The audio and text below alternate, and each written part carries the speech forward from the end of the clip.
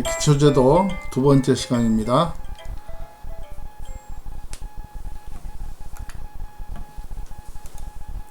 이 시간에는 치수기입의 원리에 대해서 알아보도록 하겠습니다. 치수기입을 할 때는 몇 가지 규칙이 있는데 그 규칙을 좀 정해서 정해진 규칙을 따라서 치수기입을 해주면은 도면을 나중에 읽는 사람도 굉장히 편리하게 읽을 수 있습니다. 우선 치수라는 것들이 몇 가지 있는데요. 그 치수에 대해서 정의를 보겠습니다. 우선 크기 치수가 있습니다. 크기라는 것은 여기서 여기까지 높이가 얼마나 되느냐, 또 너비가 얼마나 되느냐, 또는 길이가 얼마나 되느냐 하는 것들을 지정해주는 그런 크기가 있습니다.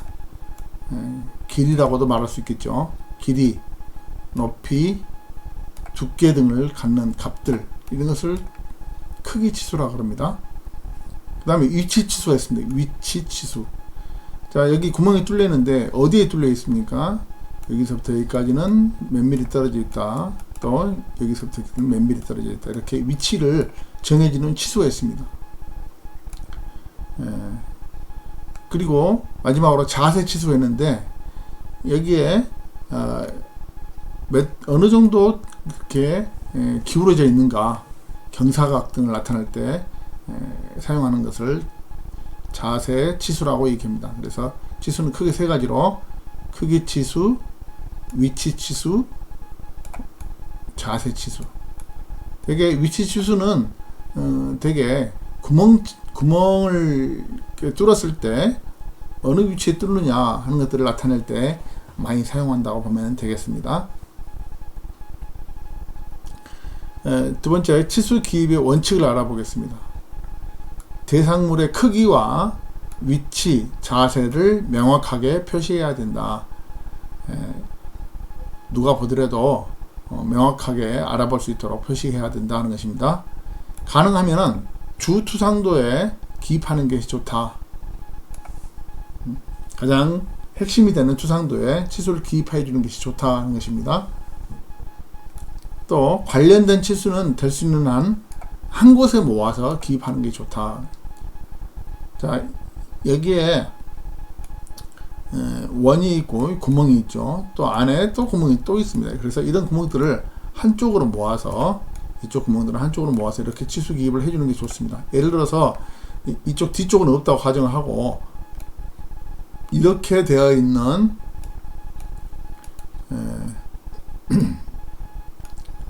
도형이 있다고 가정을 하겠습니다. 이렇게 중심선이 나와 있고 이렇게 되어 있는데 이쪽에 이렇게 단면이 되어 있는 경우에,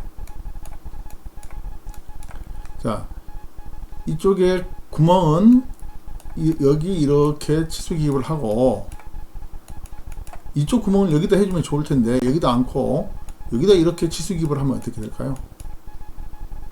물론 틀린 건 아니지만 가능하면은 이쪽과 이쪽이 같은 연관된 치수이기 때문에 한쪽에 같이 모아서 해주는 게 좋겠다라는 뜻입니다. 마찬가지로 이쪽에 바깥쪽의 치수는 한쪽으로 모아서, 또 안쪽으로 들어가는 치수는 또 한쪽으로 모아서 이렇게 치수 기입을 해주면은 더 알아보기가 쉽다라는 것입니다. 내부 치수하고 외부 치수는 따로따로 구분해서 치수 기입을 해주는 게 좋습니다. 치수를 중복하여서 기입하지 않아야 됩니다. 예를 들어서 이 구멍이 두 개가 뚫려 있는데 여기도 파이 20이고 여기도 파이 20일 경우에는 앞에서 배운 것처럼 2 곱하기 파이 20 이렇게 하면 되겠죠. 그러면 구멍이 2개짜리 20짜리가 2개 뚫려 있다, 이런 식으로 치수 기입을 해주면 좋습니다. 그리고 또 한 가지, 여기서 여기까지 30이고 여기서 여기까지 30이면은 이렇게 해서 60이라고 기입해 주면은 이게 중복 치수가 되는 것입니다. 그래서 한쪽은, 이쪽에 30은 치수 기입을 하지 않는 게 원칙입니다. 만약에 꼭 여기 30을 해줘야 된다 하면은 이런 식으로 해줘야 한다면 어떻게 될까요? 여기다가 60을 하기 전에 가로 쳐서 60 이렇게 중복이 되긴 하지만은 참고 치수로 60을 넣어줬다라고 가로를 쳐주는 게 맞게 되겠습니다. 만약에 가로를 쳐주지 않으면은 이거는 중복 치수이기 때문에 이렇게 기입해서는 안 되는 것입니다. 치수 기입 원칙 또 한 가지는 가능한 공정마다 배열을 분리해서 기입해야 된다 하는 것입니다. 공정마다 분리해서. 자, 아래쪽은 선반 치수고 아래쪽은 선반으로 가공할 때 얼마만큼 끝단에서 얼마만큼 떨어지게 가공하느냐를 나타내는 것이고요. 위쪽은 밀링 치수, 밀링 가공을 할 때 여기서부터 키홈을 파는데요. 이 키홈이라는 것은 다음에 또 다시 공부하겠습니다. 이 키홈을 판다거나 이렇게 면을 친다거나 할 때 밀링으로 하기 때문에 밀링으로 할 수 있는 작업들은 위쪽에 치수 기입을 했고 선반 작업은 아래쪽에 치수 기입을 했고 이렇게 따로따로 작업별로 분리해서 치수 기입을 해주는 게 좋습니다. 또 가능한 한 치수를 계산할 필요가 없도록 이렇게 기입해 줘야 된다 하는 것입니다. 치수는 필요에 따라서 기준으로 하는 선, 점, 선, 면을 기준으로 해서 기입하도록 한다 하는 것입니다. 이것들은 다음에 예제가 나오면 같이 해보도록 하겠습니다. 자, 일반적인 치수 배치 방법을 보겠습니다.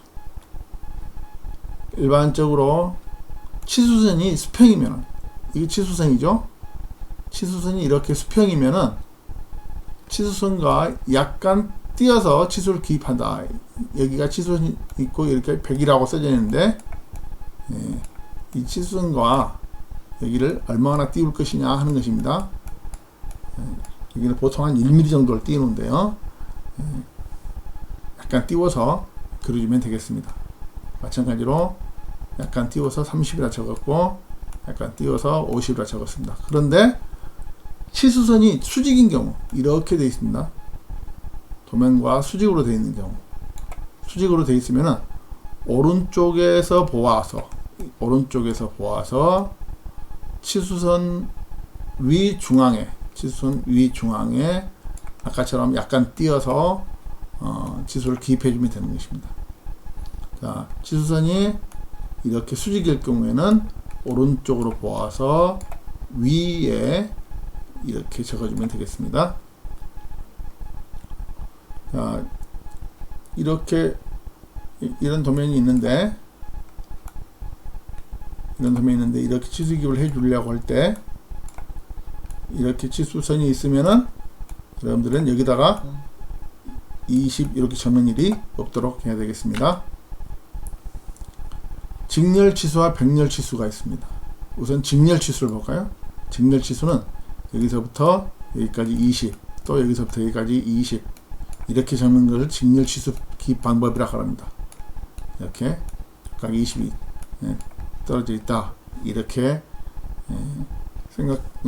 그릴 수 있는 것인데 이렇게 하는 것은 별로 좋지 않은 방법입니다. 왜 그러냐면은 나중에 공차라는 개념을 여러분들이 배울 텐데 공차 사람이 가공할 때 정말로 치수 그대로 딱 맞게 가공하기는 매우 어려운 것입니다. 그래서 여기 20을 가공한다고 하지만은 이게 20 구멍을 뚫는 것인데 20 위치에다 구멍을 뚫는다고 하지만은 예를 들어서 19.8이 될 수도 있고 위치가 또 20.1이 될 수도 있고 이렇게 약간 틀어질 수 있습니다. 그런데 공교롭게도 20.1씩 계속 가공을 됐다 그런다면은 20.1 또 40.2 60.3 점점 이게 위치가 더 많이 그렇게 차이가 나는 경우가 생길 수 있습니다.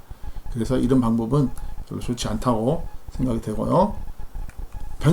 병렬로 치수 기입하는 방법. 여기를 기준으로 해서 여기까지 20, 여기까지 40. 그러면은 20을 약간 뭐 조금 잘못 들었다 하더라도 40을 다시 측정해서 가공하기 때문에 여기서 여기까지가 20이라는 것보다도 처음부터 다시 40을 측정해서 가공하고, 이렇게 하면은 잘못 가공, 앞에서 잘못 가공했을 때 여기까지 영향을 미치지 않는다 라는 것입니다.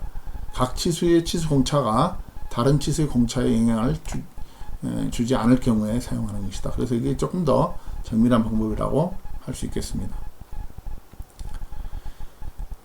누진 치수라는 것이 있습니다. 누진 치수. 자, 여기서 여기까지 10mm, 20mm.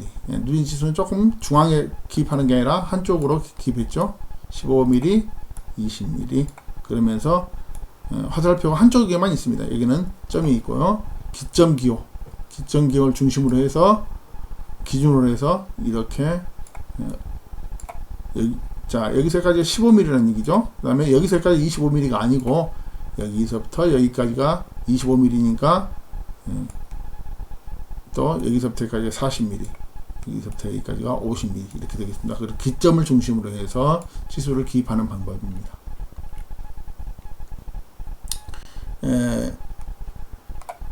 좌표 치수 기입 방법이 있습니다. 이거 많이 쓰지는 않은 방법인데, 이거는 지그를 만들 때나 금형을 제작할 때 많이 사용하는 방법이긴 합니다.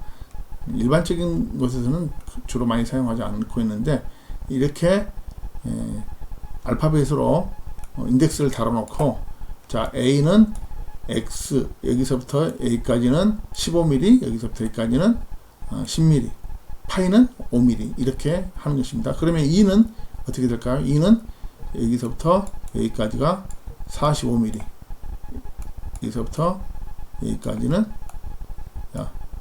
얼마인가요? 30mm. 그 다음에 파이가 6mm. 이렇게 치수를 표로 나타내는 경우가 있을 수 있겠습니다. 또 크기와 간격이 같은 여러 구멍을 있을 때 하는 방법입니다. 이걸 앞에서 했지만은 이렇게 직렬로 하는 경우도 있었죠. 이렇게 직렬로 하는 경우도 있었고, 또 병렬로 이렇게 기입하고 또 이렇게 기입하고 이런 경우가 있었습니다. 그런데 이번엔 그렇게 하지 않고 파이 6개 6 곱하기 파이 10이라는 얘기는 지름이 10인 구멍이 6개가 있다라는 의미로 이렇게 적습니다. 여기는 16개가 있네요. 지름이 10인 구멍이 16개 뚫려 있는데 간격은 18mm다. 중심간의 거리는 18mm니까 여기서부터 16개를 하게 되면 얼마가 나올까요? 15개죠. 간격은 구멍이 16개니까 간격은 15개가 되겠습니다. 15개 곱하기 18 하면은 270mm 이렇게 적어주면 되겠습니다. 여기는 10mm 짜리가 6개 있다. 6개 있는데 간격은 18mm니까 5 곱하기, 이 간격은 5개 간격이 되겠죠. 5 곱하기 18에서 90 이렇게 적어주는 것이 되겠습니다. 앞에 거와 비슷한 것인데요. 각도가 이렇게 되어 있고, 어느 이렇게 연장을 해보면 어딘가가 중심이 나와 있겠죠. 이렇게 중심에서 각도를 재서 기입하는 방법이 있습니다. 자, 오늘 두 번째 시간은 이것으로 마치고, 세 번째 시간에는 동영상이 아니고 PDF 파일로 과제가 나가 있습니다. 그 과제를 잘 읽어보고 그렇게 A4 용지에 여러분들이 과제를 했다가 등교하게 되면 그걸 제출해 주시기를 바라겠습니다.